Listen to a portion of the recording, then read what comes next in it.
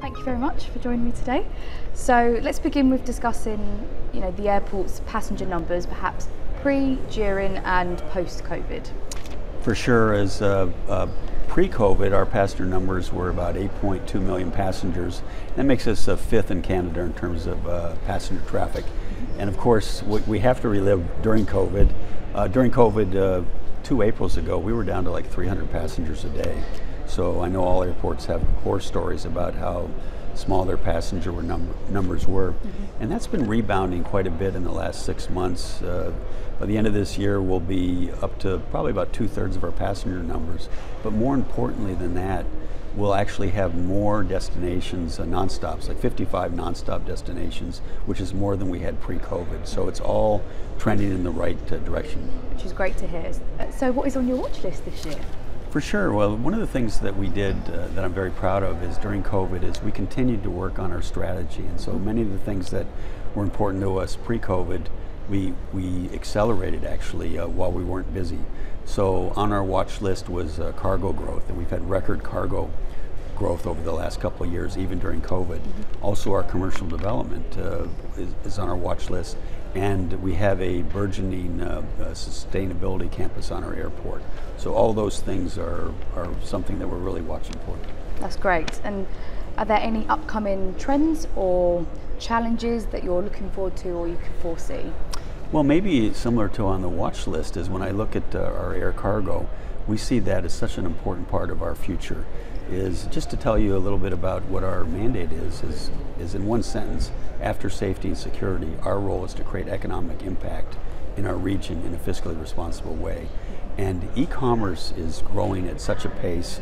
We're like an intermodal heaven at Edmonton. We have these international highways that go through the US into Mexico from Canada. We have a train service that comes in from Prince Rupert. We're the first major place in North America where these trains come in. We have these 2 long runways. We have these great big fuel tanks, 2 million liter fuel tanks with inexpensive fuel, and of course the aircraft. And so when you put all that together and you look at where e-commerce is going, it's a big, big plus. So cargo is one area. Sustainability, which we'll talk about maybe more in depth, is another big area that we're watching.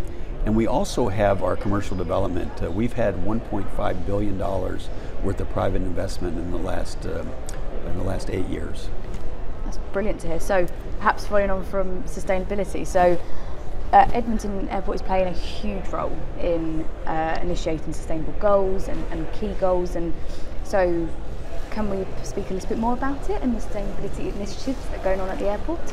For sure, and I find it very interesting that we're here talking in Paris. And we really began a lot of our sustainability initiatives based on the Paris Accord many years back. And so we're quite bullish on sustainability. First of all, it's the right thing to do for our future generations.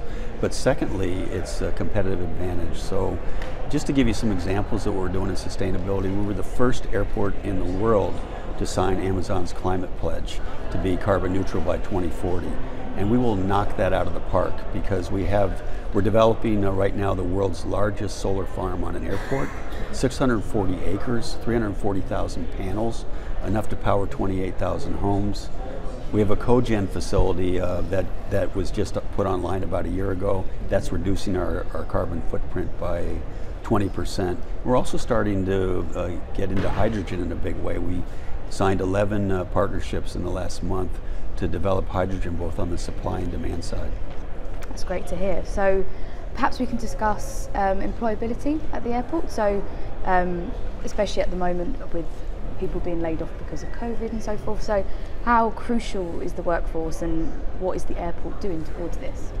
Well, first of all, absolutely crucial. And let's take ourselves back to the COVID time and remember how important it was for all those frontline workers, whether you're going to the grocery store or whether people were cleaners at the airport, all the people that were working at the airport. So we must never forget how important those frontline workers are.